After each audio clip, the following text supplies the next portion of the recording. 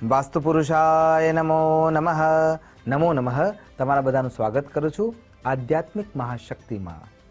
આજનો વિચાર છે ઘરના અંદર નકારાત્મકતાને દૂર કરવા માટે આપણે બારણાથી જો પ્રવેશ કરીએ છીએ તો શાસ્ત્ર સંમત એવા કયા નિયમો છે કે જેના દ્વારા જો એ બારણાની પૂજન અર્ચન કરવામાં આવે તો આપણે આપણા ઘરમાં નકારાત્મકતાને પ્રવેશ કરતા રોકી શકીએ.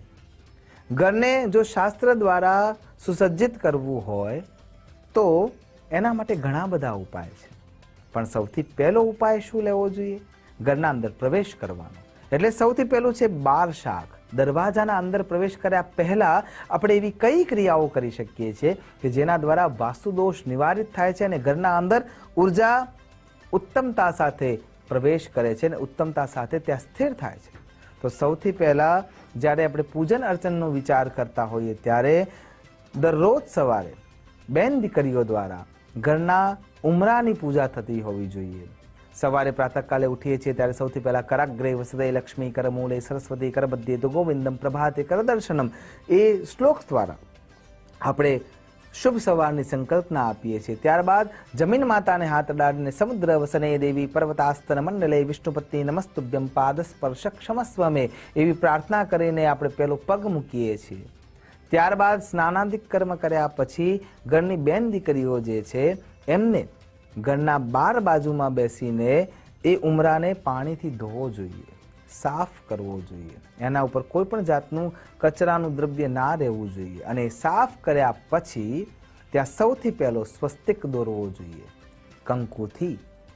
એ સ્વસ્તિક જ્યારે દોરો છો ત્યારે આખા વર્ષ દરમિયાન જે અવસ્થામાં રાત્રિકાળ દરમિયાન સપ્તર્ષિઓનું ભ્રમણ જોવા મળે છે એ 4 મહિનાના અંતરાલમાં પરિવર્તિત થાય છે. દરરોજ રાત્રે ભૂમિગત ભૌગોલિક દ્રષ્ટિએ પરિવર્તિત થાય છે, પણ એ 4 મહિનાના અંતરે વિશેષ રૂપે જ્યારે એને એકત્રિત જોવામાં આવે તો એ સ્વસ્તિક બનાવે છે. અને એટલા માટે ત્યાં સૌથી પહેલા વર્ષ દરમિયાનના પ્રતીક રૂપે શુભ સંકલ્પનાના ચિહ્ન રૂપે કુમકુમ દ્વારા સ્વસ્તિક બનાવવું જોઈએ. સ્વસ્તિકના ભીતર 4 ચાંદલા કરવા જોઈએ જે ધર્મ અર્થ કામ અને મોક્ષ એવા ચતુર્વિધ પુરુષાર્થને પ્રદર્શિત કરે છે. એના નીચેના ભાગમાં 5 તિલક કરવા જોઈએ જે પંચદેવોનું સ્મરણ કરાવે છે. સૌથી પહેલા ગણપતિ ગજાનન મહારાજ, બીજા નંબરના અંદર આપણા કુલદેવી અને અન્ય કુલાંબાઓ કે જે માતાજીના સ્વરૂપમાં આપણે જાણીએ છીએ. ત્રીજા નંબરનો જે તિલક છે એના અંદર નવગ્રહ, નક્ષત્રો અને નિહારિકાઓ. ચોથા નંબરનું જે તિલક છે એ તિલકના અંદર આપણે વિષ્ણુનારાયણ અને એમના 24 અવતારો, અને 5મા નંબરનું જે તિલક છે એના અંદર ભગવાન સાંબ સદા શિવ અને એમના ગણોના રૂપમાં જે ભગવાને અવતારો લીધા એ બધાનું પૂજન થાય છે. એટલે કે 5 તિલક આપણે ત્યાં કરવા જોઈએ. હા, જો તમે તમારા ઘરમાં પ્રવેશ કરતા પહેલા બૂટ અને ચંપલની વ્યવસ્થા આડી અવળી રાખી છે, અવ્યવસ્થિત રાખી છે, જેને કોઈ સરખી રીતે ગોઠવેલા નથી, તો સમજવાનું છે કે ધીરે ધીરે તમારા ઘરમાં વાસ્તુદોષ પ્રવેશ કરવાનો છે. અને એટલા માટે ઉમરોટથી થોડા દૂર સુયોગ્ય રીતે બૂટ ઘર બનાવવું જોઈએ કે જેના અંદર તમારા પગરખા તમે અંદર રાખી શકો, અને એ પણ સ્વચ્છ અવસ્થામાં રાખવું ખૂબ જરૂરી છે. ત્યાંથી જ્યારે આપણે પ્રવેશ કરતા હોઈએ ત્યારે ઘરનો જે બ્રહ્મ ક્ષેત્ર છે અને જે આજુબાજુમાં જે થાંભલા છે, જે ઘરમાં પ્રવેશ કરીને ખુલ્લી જગ્યા છે, ઘરનું જે સેન્ટર છે એને બ્રહ્મ ક્ષેત્ર કહેવામાં આવે છે. અને એ જગ્યાએથી જ્યારે આપણા ઘરના થાંભલા જોઈએ છે ત્યારે શાબ્દિક રીતે જો વિચાર કરીએ તો થાંભલો કોને કહેવાય? શબ્દને છોડો, થા ભલો. જે ભલો થાય ને એ વજન ઉપાડી શકે. અને ઉમરોટની પૂજા પણ એટલા માટે જ કરવામાં આવે છે કે ઉમરોટની પૂજા જ્યારે આપણે કરતા હોઈએ છીએ ત્યારે દેશી ભાષાનો તળપદો શબ્દ જોવા જઈએ તો ત્યાં ઉમરો કે તમારી ઉંમર સુધી, જ્યાં સુધી તમારું જીવન ઈશ્વરે તમને આપ્યું છે ત્યાં સુધી, છેલ્લા શ્વાસ સુધી સુયોગ્ય રીતે આ ઘરના અંદર જીવન વ્યાપન કરો. ઉમરાથી બહાર તમારી કોઈ વાતને આવવા ના દેશો. બાકી જો કોઈ એવી પરિસ્થિતિ આવીને ઊભી થાય છે તો એ જ શબ્દને ખાલી વિચાર કરીએ તો મરો, ત્યાં મરી જજો, પણ પોતાની વાતને બહાર ના આવવા દેશો. એટલા માટે પણ ઉમરાની પૂજા માટે આપણા ધર્મશાસ્ત્રોમાં સ્પષ્ટ રૂપે દરરોજ કરવાની વ્યવસ્થા રાખવામાં આવી છે. અને એટલા માટે થાંભલા માટે પણ એ જ દ્વાર શાખાથી આગળ વધીએ ત્યારે થાંભલાના જોડે પણ ઈશ્વરનું સાનિધ્ય લઈએ અને ત્યાં પણ એવી પ્રાર્થના કરવી જોઈએ કે આ દ્વાર શાખા થકી, થાંભલા થકી અમારા ઘરનું રક્ષણ થઈ રહ્યું છે. અને ત્યાંથી આગળ જઈને પછી આપણે ઈશાન કોણના અંદર કોઈ પણ પાણીનું તત્વ રાખવું જોઈએ અથવા પ્લાન્ટ રાખવા જોઈએ, કોઈ પણ છોડ. અને એમાં પણ ખાસ કરીને ઈશાન ખૂણામાં મની પ્લાન્ટ જો રાખવામાં આવે તો ઘરના અંદર નકારાત્મક ઉર્જા નાશ પામે છે.